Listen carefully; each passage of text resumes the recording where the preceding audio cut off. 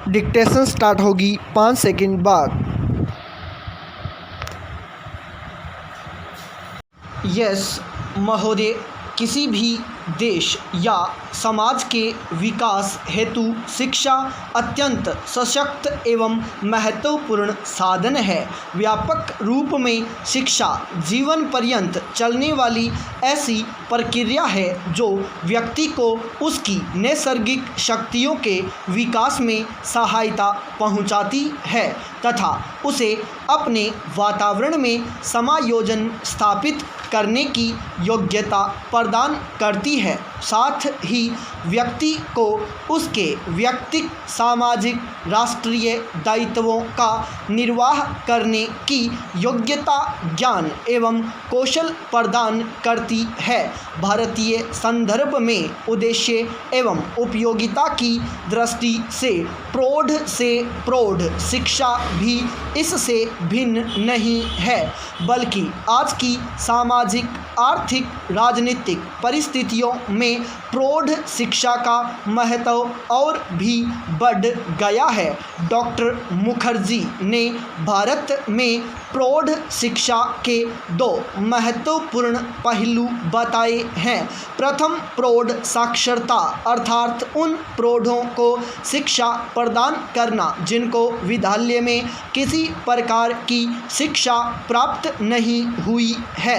दूसरा, साक्षर प्रौढ़ों की अनवरत शिक्षा। भारत एक जनतांत्रिक देश है। जनतंत्र की सफलता के प्रमुख आधार हैं उसके नागरिकों की साक्षरता, उनका प्रगतिशील दृष्टिकोण तथा उनमें नागरिकता की समान भावना का विकास। इस दृष्टि से भारत के लिए प्रौढ़ शिक्षा को केवल प्रौढ़ साक्षरता तक सीमित रखना देश के समुचित विकास एवं देश की जनतंत्रीय व्यवस्था के लिए हितकर नहीं माना गया। वैसे भी यह निर्विवाद तथ्य है कि शिक्षा केवल साक्षरता ही नहीं है। हाँ, साक्षरता शिक्षा का एक महत्वपूर्ण भाग अवश्य है। इस संदर्भ में डॉक्टर विद्यानिवास मिश्र का कथन उल्लेखनीय है कि भारत का व्यक्ति निरक्षर होते हुए भी शिक्षित है। अपनी बात को अधिक स्पष्ट करते हुए उन्होंने कहा है कि यदि हमारे प्रौढ़ अशिक्षित होते तो सदियों से चली आई हमारी संस्कृति, मर्यादाएं कैसे बनी रहती। डॉक्टर मिश्र के शब्दों में प्रौढ़ शिक्षा का तात्पर्य है निरक्षर, अर्धसाक्षर या विस्मृत साक्षर प्रौढ़ों को पुनः साक्षरता का संस्कार देना, साथ ही जीवन क्षेत्र में आवश्यक जानकारी को विशेष बल देना।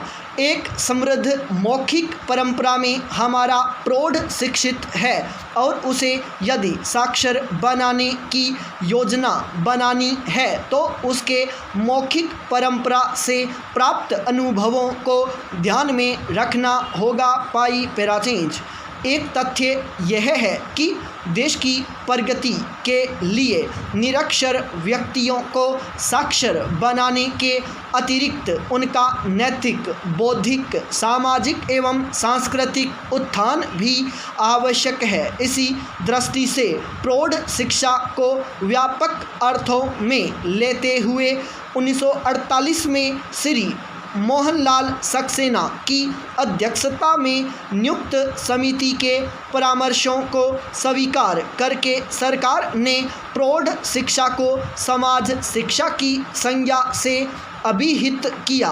जनवरी 1949 में केंद्रीय शिक्षा सलाहकार बोर्ड के इलाहाबाद में संपन्न 15वें अधिवेशन में भारत के तत्कालीन शिक्षा मंत्री ने प्रौढ़ शिक्षा की नवीन धारणा का संदेश देते हुए कहा, प्रौढ़ शिक्षा को केवल व्यक्तियों को साक्षर बनाने तक ही सीमित नहीं रखा जाना चाहिए।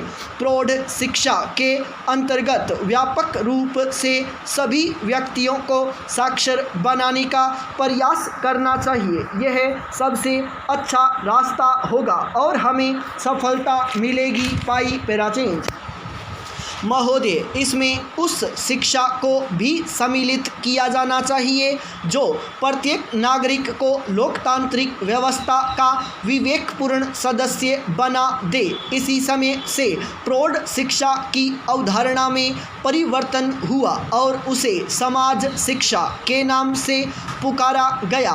1949 में मैसूर में संपन्न ग्रामीण प्रौढ़ शिक्षा के यूनेस्को सेमिनार में तत्कालीन शिक्षा मंत्री ने समाज शिक्षा को स्पष्ट करते हुए कहा था, समाज शिक्षा से हमारा तात्पर्य है पूर्ण मानव की शिक्षा। यह उसको साक्षरता प्रदान करेगी जिससे कि विश्व का ज्ञान उसे उपलब्ध हो सके। यह उसको बताएगी कि वह अपने आपका वातावरण से अनुकूलन किस प्रकार करे एवं जिन प्राकृतिक दशाओं में वह निवास करता है उसका सर्वोत्तम प्रयोग किस प्रकार करे।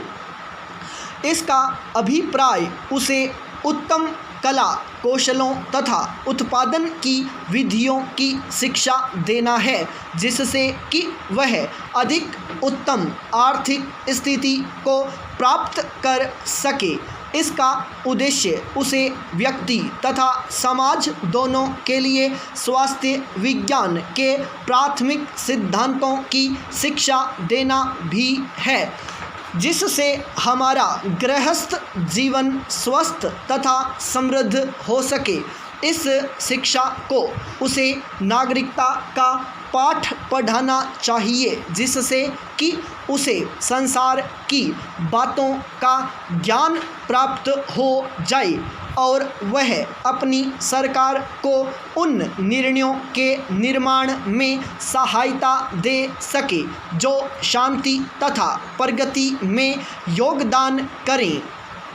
प्रोफेसर कबीर ने समाज शिक्षा की परिभाषा देते हुए लिखा है कि समाज शिक्षा को अध्ययन के एक प्रकार के पाठ्यक्रम के रूप में परिभाषित किया जा सकता है जिसका उद्देश्य व्यक्तियों में नागरिकता की चेतना का उदय और उनमें सामाजिक समेक्य की उन्नति करना है। पाई पेराचेंज स्वाभाविक उपलक्ष्य के रूप में समाज शिक्षा व्यक्ति के व्यक्तिगत एवं समाज के सदस्य के रूप में नागरिकता के अधिकारों तथा कर्तव्यों की तीव्र भावना का समावेश करने का प्रयत्न करती है।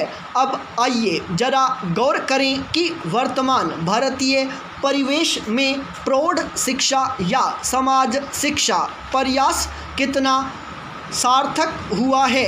आज से 23 साल पूर्व सन 1978 में साहित्य परिचय प्रौढ़ शिक्षा विशेषांक के अपने एक लेख में डॉक्टर चौबे ने प्रारंभ में ही लिखा है, जब कोई समाज जातिवाद, वर्गवाद, क्षेत्रवाद, गरीबी, बेरोजगारी, बीमारी तथा असमानता से ग्रस्त रहता है तो उसका विकास अवरुद्ध हो जाता है।